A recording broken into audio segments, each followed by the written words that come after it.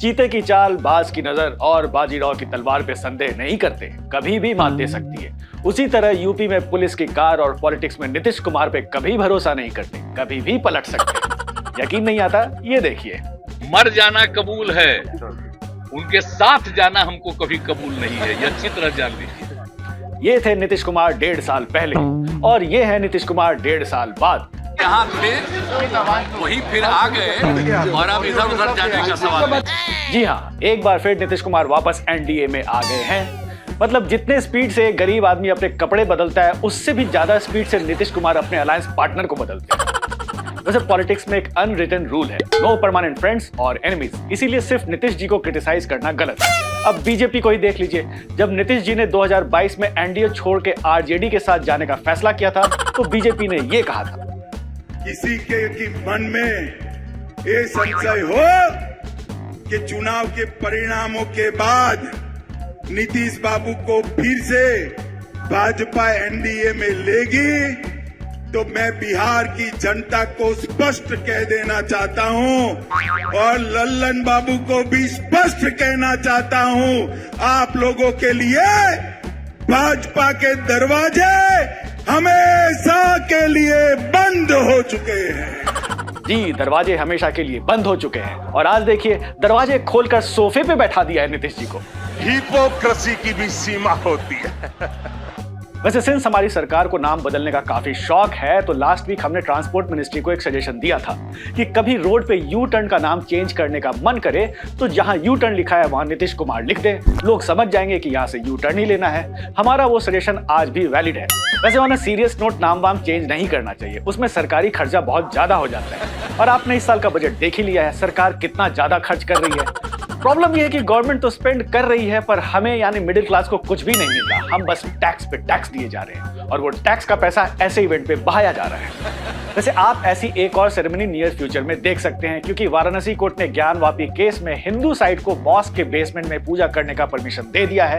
तो अब बहुत जल्द हर जगह जय श्री राम के बाद जय भोलेनाथ का नारा गूंजने वाला है। अच्छा है, वैसे भी देश में सब कुछ भगवान भरोसे है। वैसे भगवान भरोसे से हमारा मतलब इंडिया अलायंस से था, क्योंकि नीतीश जी के अलायंस छोड़ने, हेमंत सोरेन के अरेस्ट होने और ममता के सोलो कंटेस्ट करने के फैसले के बाद इंडिया अलायंस को अब बस भगवान का ही सहारा है। तो क्यों नीतीश जी वापस एनडीए में आ गए? कैसा था इलेक्शन से पहले का इंटरिम बजट? इंडिया अलायंस के लिए 2024 कितना मुश्किल होता जा रहा है? और क्या चंडीगढ़ इलेक्शन में गड़बड़ी हुई थी? We talk about all that in today's episode of the Saturday show. सबसे पहले बात बजट की कर लेते हैं, क्योंकि बड़े बुजुर्गों ने कहा है कि बाप बड़ा ना भैया, सबसे बड़ा रुपया। तो लोकसभा इलेक्शन से पहले गवर्नमेंट ने इंटरिम बजट पेश किया, जिसमें हम सबको ये मिला और इसी बात पे बेल आइकन दबाकर इस चैनल को सब्सक्राइब करो। गवर्नमेंट ने टैक्स स्लैब में कोई चेंजेस नहीं किया है, इसलिए जितना टैक्स आप देते हो चुपचाप उतना ही टैक्स देते रहो, वरना ईडी वाले उठा के ले जाएंगे। Moving on, and now we talk about why Nitish Kumar moved on. Moving on, move on, nice. तो साल भर रीजनल पार्टीज को साथ मिलाकर बीजेपी को हराने का सपना देखने वाले नीतीश कुमार ने खुद ही बीजेपी से हाथ मिला लिया और सारे ऑपोजिशन वाले बस देखते रह गए। चीटिंग करता है तू। वैसे नीतीश जी का हमेशा से यही कहना था कि वो बस सारे पार्टीज को एक साथ लाना चाहते हैं ताकि बीजेपी को हराया जाए। उनका खुद का कोई पर्सनल एम्बिशन नहीं है, हमको कुछ नहीं बनना है। और एक चीज हम बता देते हैं, अपने बारे में बता देते हैं, हमको नहीं बनना है। ये अच्छी तरह जान लीजिए, हम सबको खाली एकजुट करने में लगे। यार पर्सनल एम्बिशन किसका नहीं होता? इंडिया अलायंस को समझना चाहिए था कि Nitish ji was just joking, पर इंडिया अलायंस वालों ने उनकी बात को काफी सीरियसली ले लिया और ना उन्हें कन्वेनर बनाया और ना ही पीएम फेस। और इस बात से नीतीश जी को इतना दुख हुआ कि उन्होंने कह दिया कि अच्छा चलता हूं, दुआओं में याद रखना।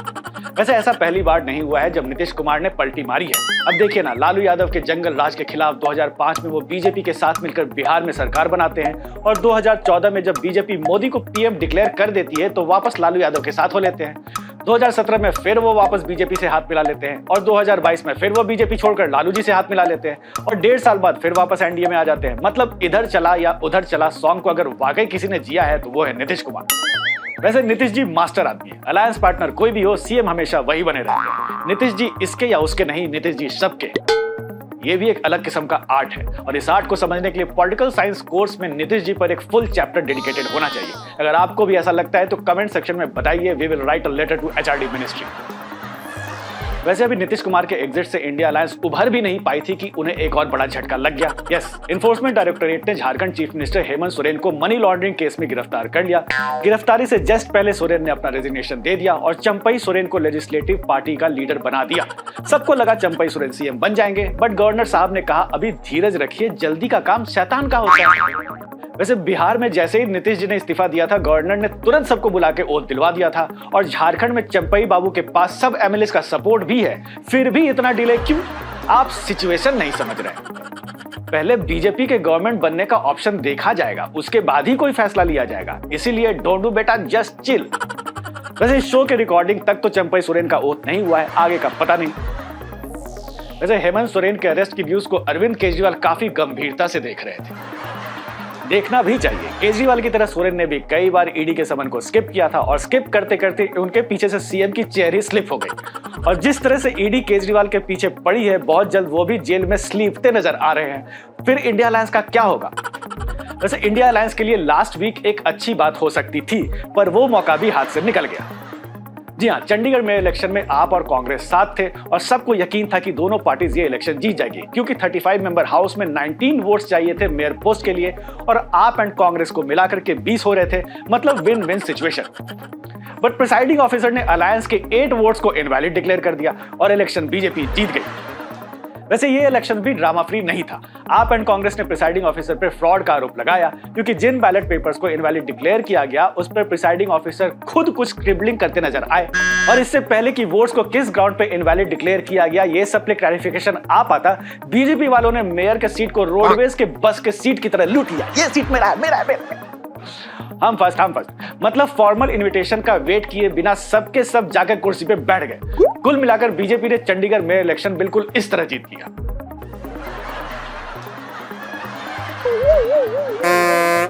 वैसे आप एंड कांग्रेस ने इलेक्शन रिजल्ट को कोर्ट में चैलेंज किया है और उन्हें कोर्ट में मिली है तारीख पे तारीख। जब तक कोर्ट का फैसला आएगा तब तक शायद लोकसभा इलेक्शन भी हो जाए। And now let's talk about some other interesting developments of this week. Ram temple के अगेंस्ट सोशल मीडिया पोस्ट लिखने के लिए मणिशंकर अय्यर और उनकी बेटी को उनके सोसाइटी के आरडब्ल्यूए ने मकान खाली करने के लिए कह दिया है। चल निकल यहाँ।